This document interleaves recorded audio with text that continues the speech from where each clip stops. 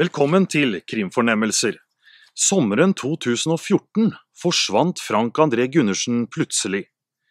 Politiet begynte å lete i skogene på Romerike, men klarte ikke å finne ham. Familien ba Mikael Winger om hjelp til å finne Frank André. Og Frank André er langt fra den eneste Mikael har lett etter med hell.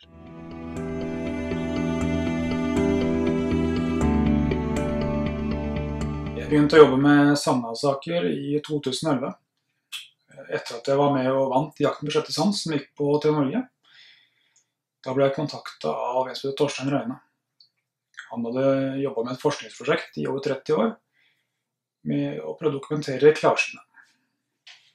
Så det han ville er at vi skulle se på savnet-saker sammen, ved at han sendte meg linker på mail med mennesker som hadde savnet.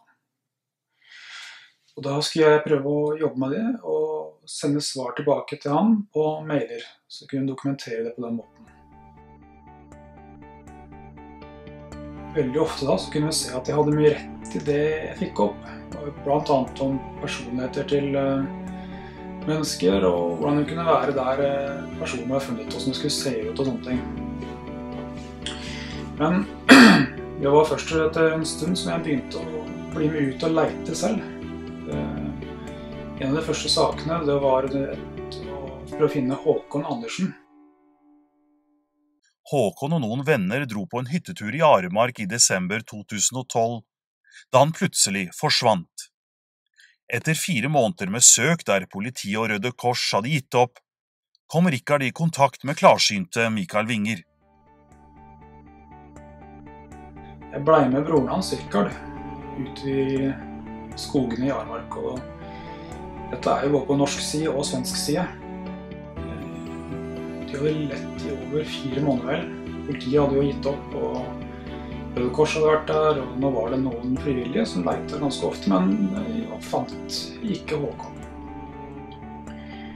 Den første turen så klarte jeg å plukke opp følelser av Håkon, hvordan han skulle ligge, hvordan han skulle se ut der han lå.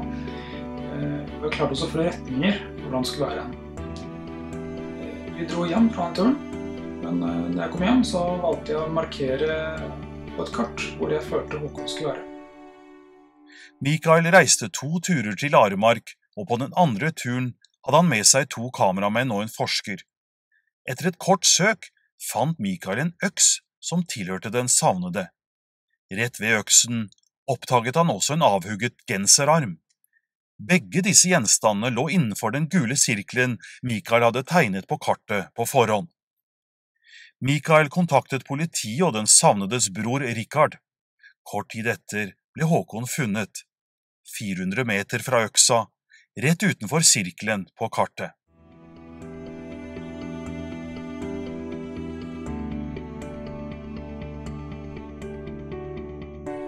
På ettermiddagen den 5. mai 2014 ble Frank André Gundersen meldt savnet etter at han forlot en bolig i skogsbygda i Nes på Romerike.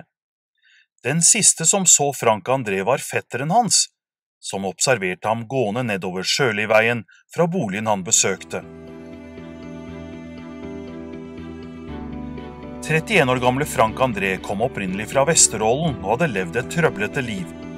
Men etter at han ble far til en liten datter 1 år tidligere, ønsket han å få orden på livet sitt. Frank var jo veldig glad i å tegne. Det var det han gjorde egentlig. Det var det han ønsket å gjøre noe ut av. Og via en bekjent av meg, en kunstner bort på Melbu, Anthony White, så var han kommet i gang og skulle søke seg inn på kunstskole, kunstakademi bort i England. Det ble det jo ingenting av nå da, men tegninger og malinga tror jeg nok var det viktigste for han, bortsett fra datteren da etter hvert. Men frem til han ble pappa i hvert fall, så var det han gjorde. Og det har etter hvert blitt veldig viktig for oss som sitter igjen og prøver å samle de bildene som han har spredd rundt omkring i det ganske land.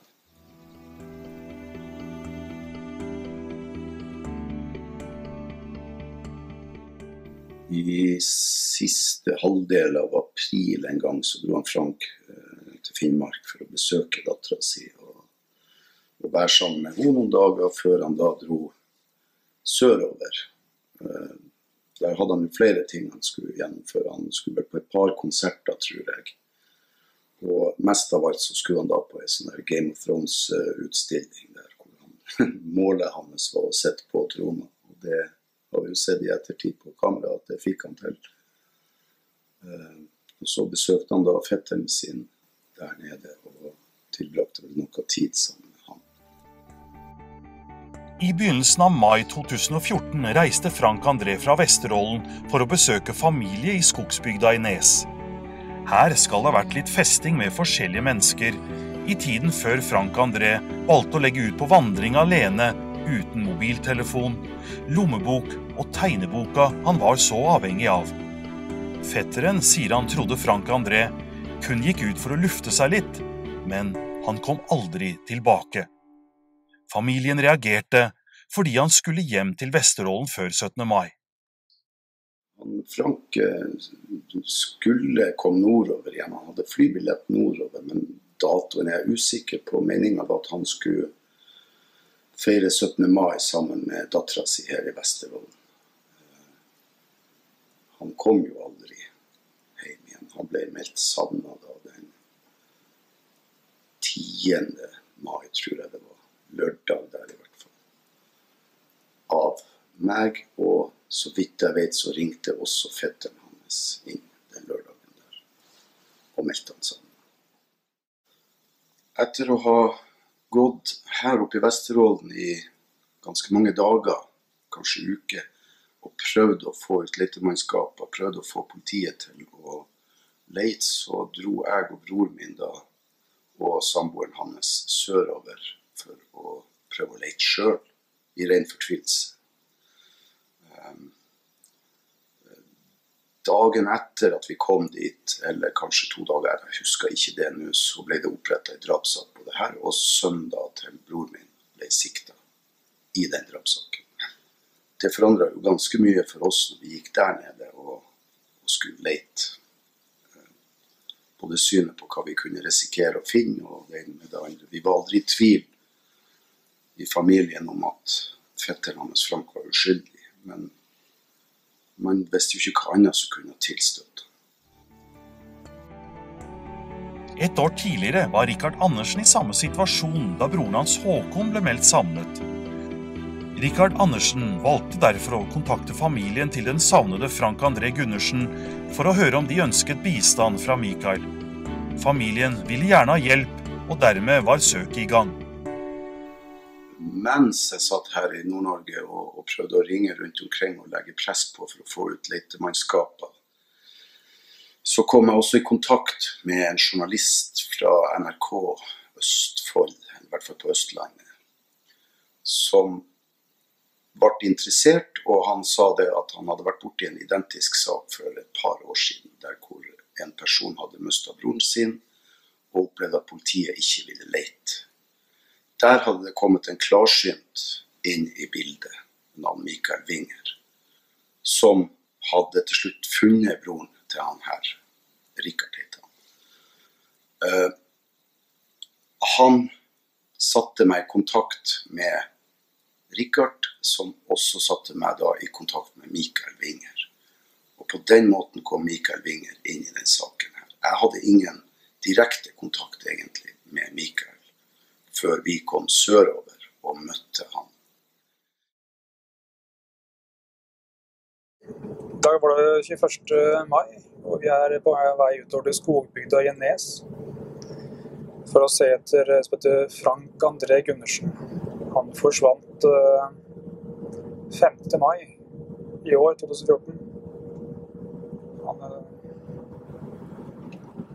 skal jo bare forlatt et hus og ikke komme tilbake.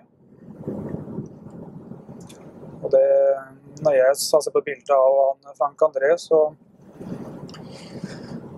får jeg først en følelse, eller bilde av at han forlater et hus i all hast. Når han går ut av inngangspartiet, så går han mot høyre, og holder mot høyre, og mulig han runder også enda mer mot høyre. nesten runder huset på en måte, eller får forsvinne bak huset, føler jeg, og innover I skog.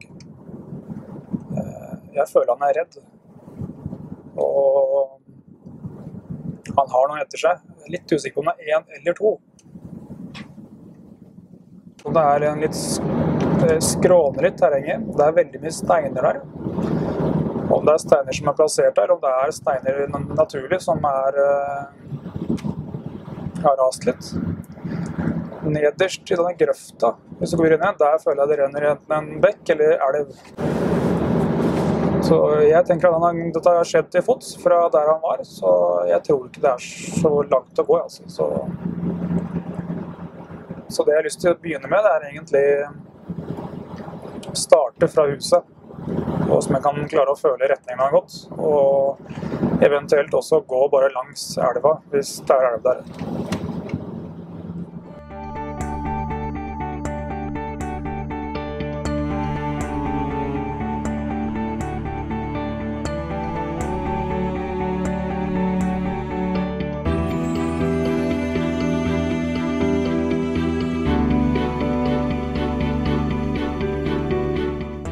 Fetteren sier han trodde Frank André kun gikk ut for å lufte seg litt, men han kom aldri tilbake.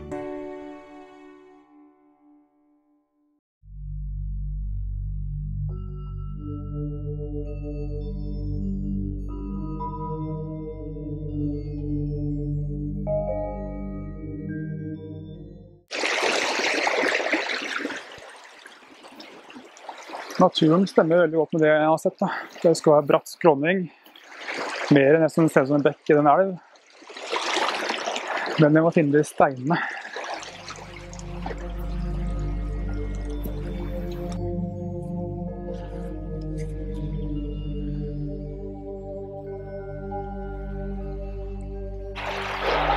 Det skal nesten være som en steinrøys, tenker jeg. Enten om det har blitt lagt der, eller om det noe fra fjell som har rast litt.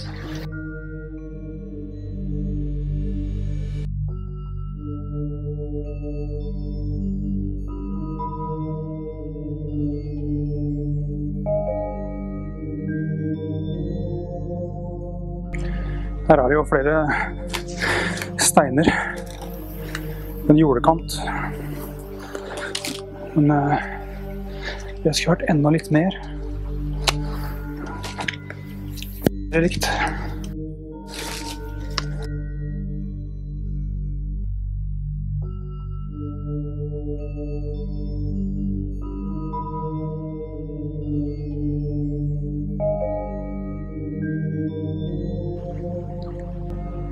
Når du går innover I skogen sånn som det så det veldig vanskelig å føle noe annet enn edderkoppspinn som jeg får I ansiktet hvert halve sekund, så tillit om man blir sliten. Så når jeg ser ting som stemmer så godt overens med ting jeg har sett før, så blir det at jeg går egentlig og leter mer med øya enn hva jeg går og føler.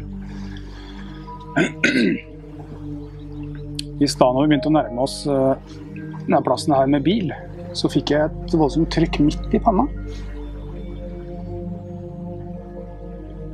Som ble egentlig ganske sterkt, og det var det også når jeg var borte der han har vært. Akkurat nå kjenner ikke jeg det.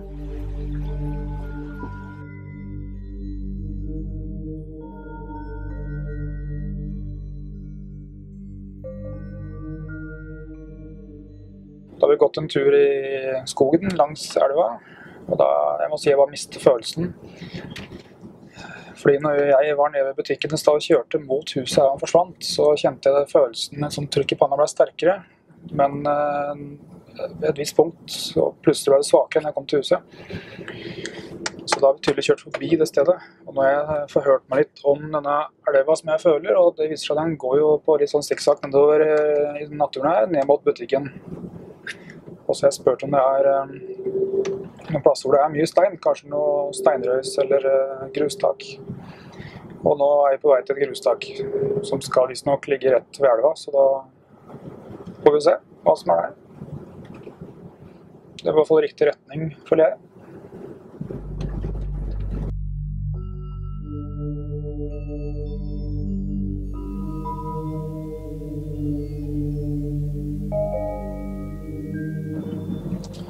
da vi avsluttet søket etter han Frank André, uten noe funn. Men jeg er egentlig bare mer sikker på det jeg har sett det riktig, da. Det jeg tror er at han har løpt ut av det huset han var i, en person etter i full fart. Det har jeg nå fått bekreftet også at det har skjedd. Og da forandrer det sin stemning at han blir redd. Jeg tror han løper inn i skogen til venstre. Jeg fant jo flere steder som kunne minne om det som jeg har sett i huet mitt langs elva, men ikke noe som er likt nok. Og det er grunn til å ikke finne her nå, så jeg satser på at noen finner den snart.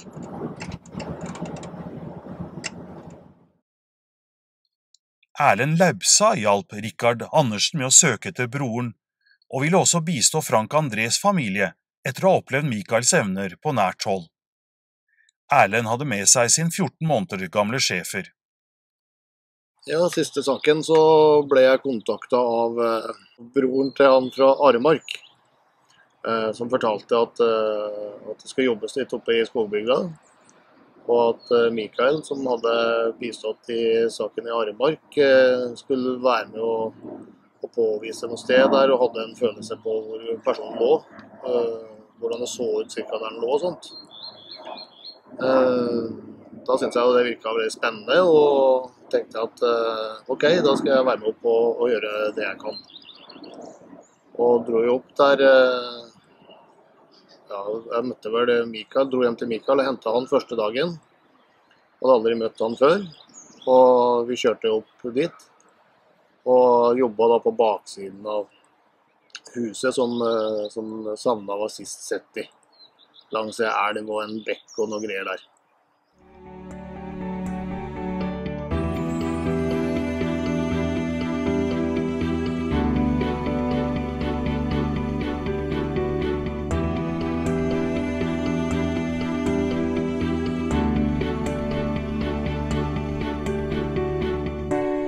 Jeg hadde eneste jeg hadde forholdt meg til, var jo om Mikael kjente noe eller ikke. Vi prøvde også å finne måter som kunne få Mikael i kontakt med Sanna da, på et eller annet vis. Da. Ble enige om at vi skulle prøve at Mikael gikk i en hypnose, hvor jeg stilte spørsmål, og Mikael svarte spontant på de ut fra de tingene han fikk opp. Da.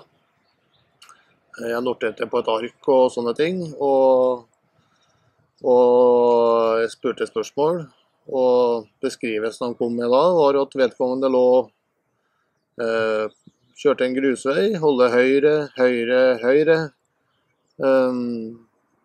200-300 meter snakket vel om fra den parkeringsplassen.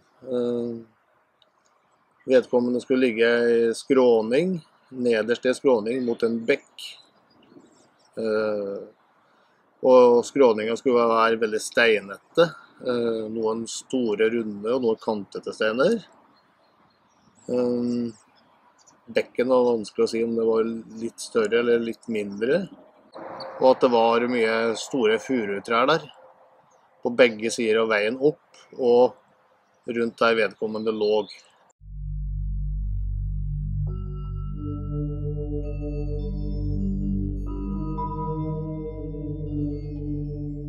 Det som har vært litt rart når vi har vært der oppe, og det var jo første gangen også. Så når vi kjørte fra den såkalte Joki-butikken og i retning Bopel vedkommende var sist sett på, så ligger det en svær gård på høyre side. Der har Mikael alltid nevnt at det får vondt i brystet, og at det gir seg. Og vi nærmer oss boligen igjen. Og samme når vi har kjørt tilbake andre veien uten at vi har tenkt at vi kanskje bør gjøre noe, sjekke det videre. Andre dagen vi var der oppe, så kjørte vi noen grusveier opp til høyre, rett ved huset der vedkommende sist sett. En 200-400 meter oppover den grusveien. Og da reagerte Mikael med ubehag, uten at vi kunne finne noe der oppe. Spesielt i retning mot blir sør-vest på en måte. Men det var ingenting å se, det var folk som lette der. Jeg var og søkte med hund oppe i området der, ingenting. I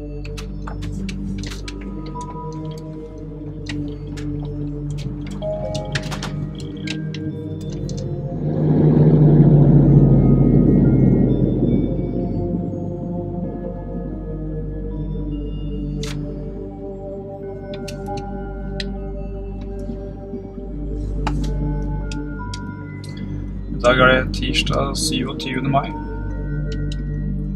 Vi ute og leiter etter Frank André Gundersen.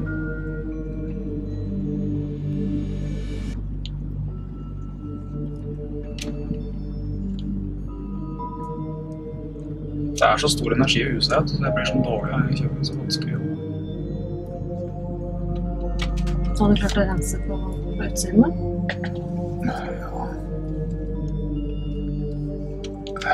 Kjører en tur til opp her da.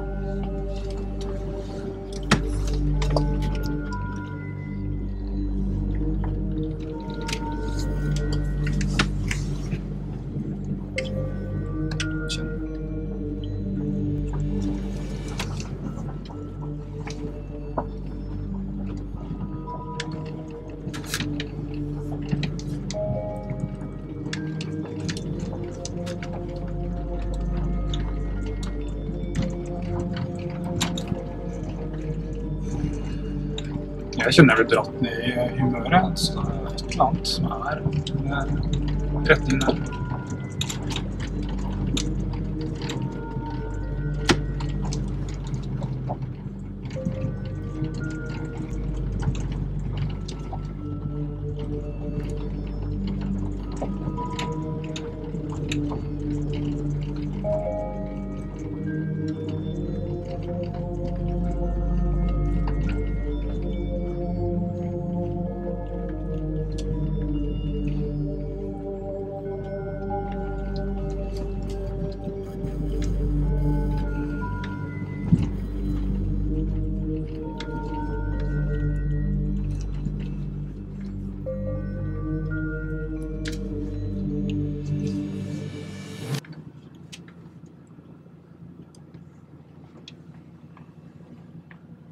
Det noe med den retningen der.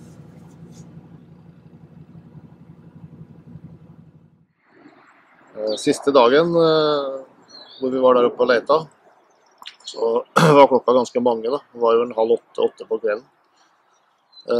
Jeg skulle egentlig på jobb. Og så tenkte jeg at ok, vi kan dra opp og ta et lite søk for å ha gjort noe den dagen og prøvd. Dette her var jo ting man gikk og gnagde på hele tiden. Fikk jo ikke hvor den. Så da sendte jeg melding til Mikael og spurte om han hadde mulighet til å være med. Han skulle bare legge noen unger, og så skulle vi dra. Og når jeg drar opp til han da og henter han, så kommer han da ut med pute og tegneblokk og hodetelefoner. Og sier at han kommer til å være litt asosial den dagen, og skal jobbe litt annerledes. Så vi kjører på vei opp dit, og synes for så vidt at Mikael var stillere den dagen enn det hadde vært de andre dagene da.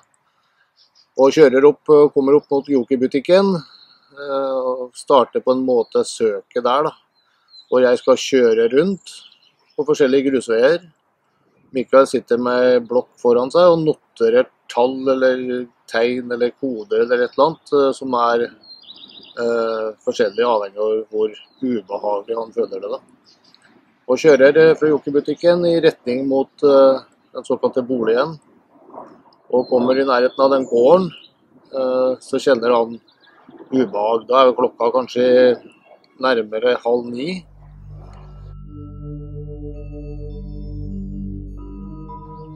Kjører forbi boligen og tar første vei opp til høyre, for der har vi ikke vært og leita. Kjører ganske langt innover der. Mikael har ingen spesiell følelse rundt det. Så vi snur da igjen, kjører ned mot den såkalte boligen, stopper utenfor der. Mikael sier at han må prøve å få den savnet over på andre siden, for at det lettere å få kontakt med han. Så går vi ut av bilen. Mikael kikker litt og sånne ting, og så kommer han og setter seg inn I bilen igjen. Så blir vi enige at vi skal kjøre litt videre. Mikael setter seg til rette med musikk og greier, sin egen telefon. Og vi kjører et stykke til, og han begynner å notere seg noen tegn og sånt. Og begynner vi å komme til borte gården igjen. Da slutter telefonen hans å virke. Og stopper litt, og så får han låne min. Og setter på noe musikk, AC/DC eller et eller annet. Og vi kjører videre da. Og da stopper dette ubehaget som Mikael har når han kjører forbi gården, så han sier til meg at vi kan like godt snu. Så sier jeg at vi skal prøve en annen vei som vi ikke har kjørt på før. Det ned til Jokeren, og så det første veien til høyre, så vi kommer parallelt med hele den bopelen og alt sammen egentlig. Kjører der en 2-3 kilometer, så kommer vi inn på en vei som vi treffer på 90 grader på, som egentlig går ifra den gården som jeg tidligere nevnte at den hadde ubehag. Når vi kommer til veien der, så får Mikael smerter i huet. Og så sier han at sving venstre, sier han til meg. Og jeg tar til venstre, kommer opp til et T-kryss, så sier han hold høyre. Og jeg kjører videre da, og etter en, vanskelig å si, 200-300 meter sier han at han har veldig vondt i kjeven, som han ikke har hatt før. Og så stopper vi da, midt oppi en bakke der. Og så ser vi på det kartet til Mikael, hvor han liksom har et eller annet vis ringet inn av det området liksom, på et eller annet vis. Så det ser ut som at det i det området som han har hatt mest vondt hele tiden da. Bestemmer oss for å kjøre videre, og kommer da opp til en sånn parkeringsplass, som helt lik, sånn som Mikael har forklart meg at det ser ut på den parkeringsplassen hvor vedkommende skal være. Og jeg kjenner det blir kjempekaldt. Det blir så kaldt at jeg må ta på meg jakke. Og vi bestemmer oss da for å gå ut av bilen. Mikael går ut først, tror jeg. Står og kikker litt og sånne ting. Og jeg tar ut hunden og går ut. Vi deler oss litt da. Fordi at når Mikael jobber, så det vanskelig for å få meg til å få hunden til å gjøre noe som helst, for han bare går og fokuserer på han hele tiden. Ser Mikael står og kikker der, og hunden min drar opp den en gang da. Klarte ikke å la være, måtte opp og sjekke den ut. Og kommer tilbake, og vi går litt til. Plutselig så ser jeg på en måte at den der skråningen som Mikael har forklart meg, rett foran meg. Svær skråning, masse rudde stener og kantete stener og sånt. Og i det jeg ser det, da jeg kanskje en, hva skal jeg si, 100 meter unna den skråningen, og da drar hunden av gårde. Han løs. Og jeg roper på han, og han kommer ikke. Og jeg forter meg etter da. Og han forsvinner bak i rot. Og jeg går bort til hunden og tar tak i halsbåndet på han. For det begynner å bli litt sånn skumt, litt sånn mørkt.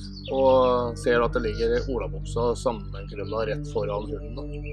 Og tar tak i halsbåndet på han, og ser at han da står og kikker på en person som ligger på bakken da, 4-5 meter foran hunden. Det som ligner veldig på den sanda da, helt inne en sånn bekk. Jeg tar da og bikkja med meg, og går en, vet ikke vanskelig å si, 10-15-20 meter oppover, og da står jo Mikael der og kikker opp. Og da går vi inn og ser og bekrefter at det ligner veldig på han som savnet da. Og det var akkurat som, når jeg så stedet der, sånn som du har beskrevet for meg, så skjønte jeg at den var der med en gang. Her den, bare finn den.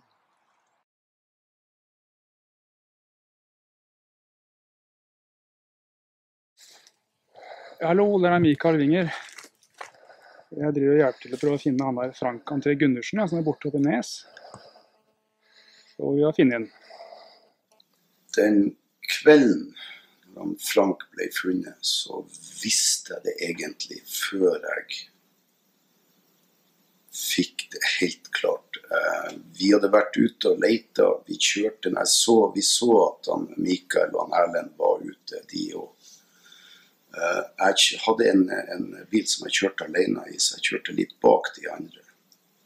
Og ble med noen andre folk inn og lette oppover den veien som går, Kvenhaugveien, da, som går ved siden av Ronny, der som Frank sannsynligvis hadde gått opp.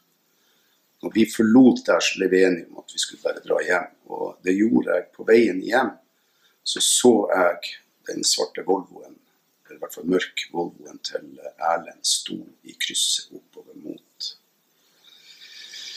den veien der som de hadde vært når de fant han Frank. Vi hadde jo vært der oppe flere dager før, flere ganger. Når telefonen min ringte da, kanskje et kvarter etterpå, jeg var kommet hjem til søsteren min, og det var Hagen fra lensmannskontoret på Nes som ringte, så visste jeg hvorfor han ringte. Han sa til meg at vi har sannsynligvis funnet han. Så spurte han med en gang, det første jeg sa til han Hagen, var det Mikael Winger som fant han. Og da reagerte han med en gang med at ja, han trodde det at det var det navnet han hadde hørt. Jeg som sagt ikke I tvil om at han Frank sannsynligvis måtte ha ligget veldig, veldig mye lengre der ute, hvis ikke Mikael Winger. Og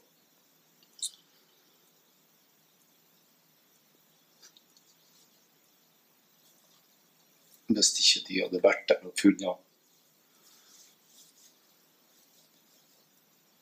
Så jeg kommer bestandig til å være takknemlig.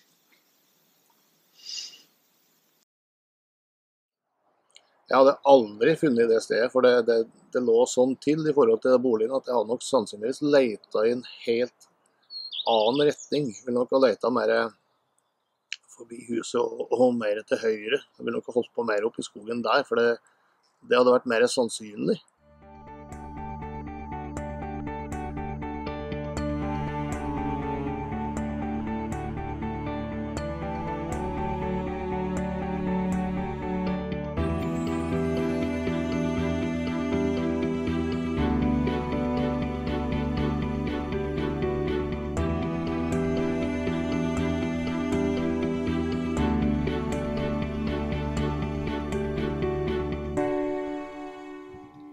Da har vi kommet I august I 2014, og det flere måneder siden jeg var her sist. Sist gang jeg var her, så fant jeg Frank André Gundersen. Det som jeg gikk og lette etter hele tiden når jeg lette etter han, det var en skråning I skogen som var full av steiner, runde steiner, kantete steiner. Jeg var usikker på om steinene var plassert her, eller om de var litt sånn rast fra litt sånn fjell. Og her jeg sitter nå, så det jo veldig mye steiner som rast nedover. Jeg har til og med vært pårørende her og plukket masse steiner fra skråningen og samlet en stor haug til minne for da Frank André. Og rett på nedsiden av meg her, så renner også en liten bekk. Jeg vil ikke vise bildene fra den dagen da jeg fant Frank her. Så jeg synes det bedre at jeg kommer tilbake hit nå, og så kan vise hele bilder fra hvordan det ser ut her. Så skråningen som jeg lette etter, den var her. Og bekken på nedsiden også her. En ting jeg lærte meg når jeg jobbet med denne saken her, det at jeg brukte mye tid på å lete med øynene mine I stedet for følelsene mine. Det viktig å kombinere begge deler, både følelser og det du har sett. Det jeg gjorde rett siste dagen, det var at jeg lukket øynene og ikke ble påvirket av det jeg så rundt meg, men heller hva jeg følte. Og på den måten så klarte jeg å føle meg fram til akkurat det stedet her.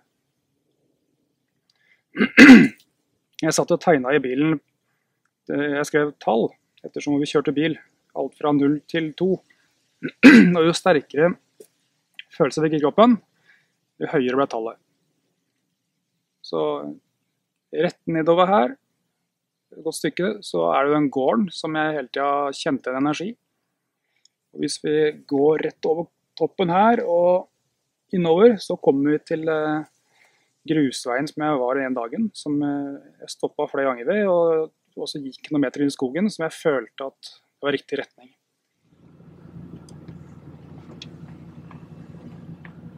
Det noe med den retningen der.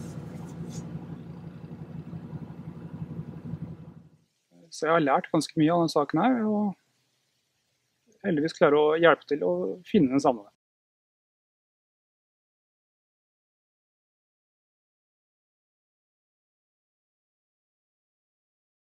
Tre uker etter forsvinningen ble to bekjente av Frank André siktet for drap, men de ble løslatt fra varetekt etter en uke da Frank André ble funnet.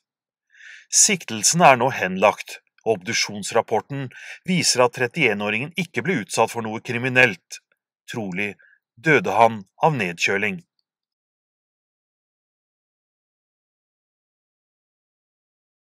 Selvsagt er det vondt og vanskelig at Frank André er død. Men det hadde vært enda verre om han ikke hadde blitt funnet. Det er min erfaring etter å ha møtt mange pårørende i lignende saker. Det å ikke vite er aller verst. Familien til Frank André vet i hvert fall hva som skjedde, og kan slå seg til ro med det. Takk for nå.